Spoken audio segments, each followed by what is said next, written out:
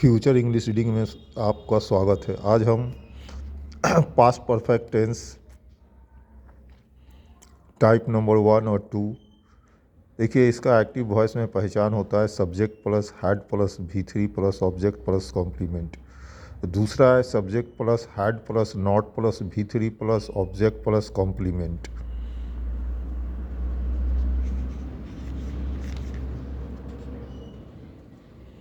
अब आइए type number 1 को देखें।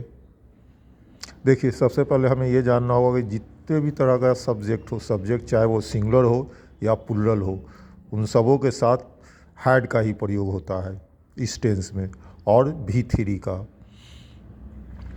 तो यहाँ पर आपको पहचान और बनावट है, जिसको हम आपको पढ़ देते हैं। पहचान में हो जाएगा एक्टिव वॉइस, बनावट यानी कि पैसिव वॉइस।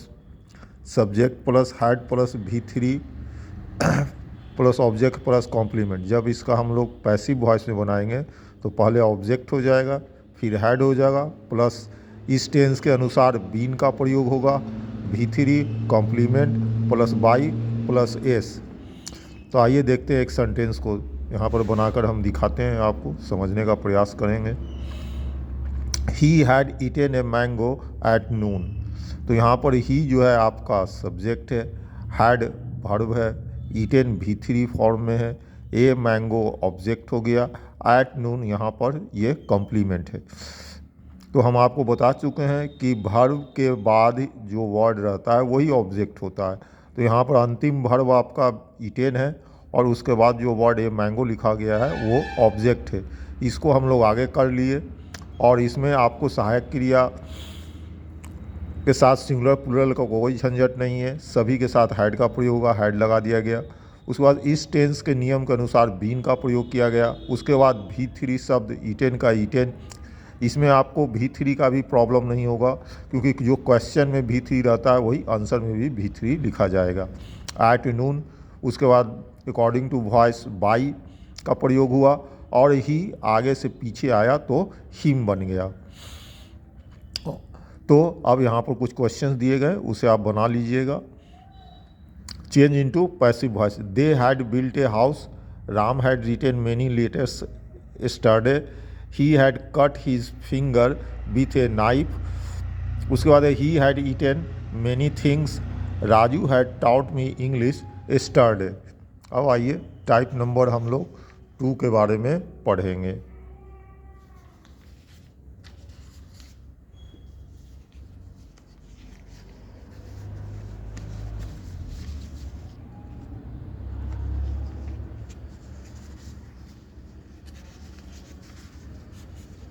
देखिए, जो आंसर शीट नज़र आ गया लिखा हुआ वो आंसर शीट नहीं है, इसके बाद होगा।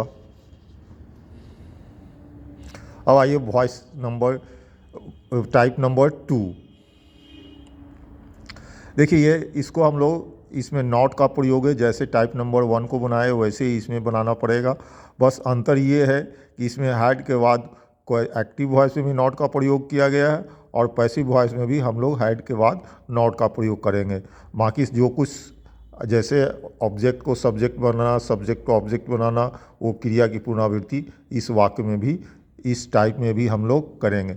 ऐसे मैं फिर भी एग्जाम्पल्स को मैं पढ़ दे रहा हूँ। I had not eaten a mango yesterday. तो ऑब्जेक्ट यहाँ पर मेरा ए मैंगो जो सांकेतिक रूप से लिखा हुआ है वो उसे आगे कर लिए। A mango had not been eaten yesterday by me, और इसे आप पैसिव वॉइस में बना लीजिएगा।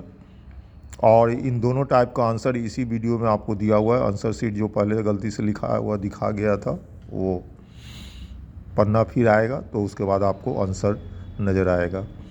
दे had not built a house, Ram had not written many letters yesterday, he had not cut his finger with a knife, we had not eaten many things, Raju had not taught me English yesterday.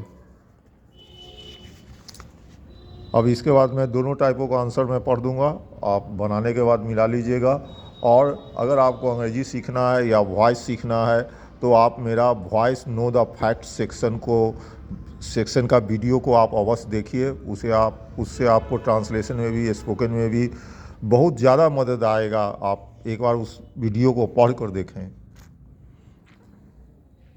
चलिए type number 1 का मैं answer यहाँ पर पढ़ दे रहा हूँ, आप मिला लीजिएगा। और बनावट जो है पैसिव वॉइस का जो होता है सो भी आपको यहाँ पर दिया हुआ है, देख लीजिएगा। पहला का answer, a house had not been built by them, many letters had not, sorry देखिए मैं गलती से नॉट लगाकर बोल दिया था, उसे मैं करेक्ट कर रहा हूँ।